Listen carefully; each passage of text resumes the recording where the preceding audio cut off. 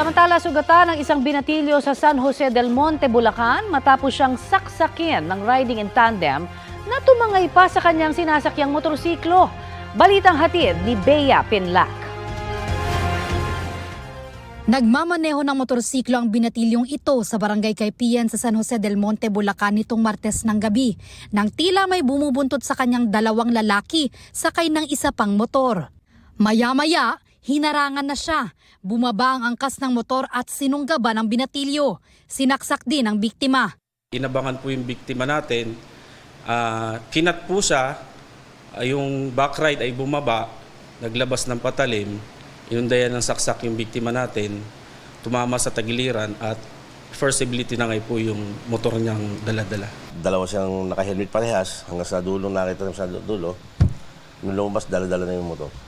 Matapos ang krimen, tumakas sakay ng magkahiwalay na motorsiklo ang mga suspect. Nakatakbo pa ang biktima para humingi ng tulong.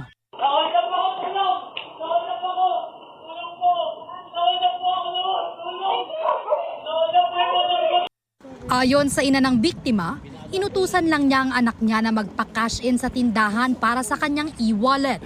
After 10 minutes lang, nagsisisigaw doon sa may gate na, Mami, tulong. Nasaksak ako, na-hold up ako. Yung motor, Mami, nakuha yung motor, gano'n siya ng gano'n.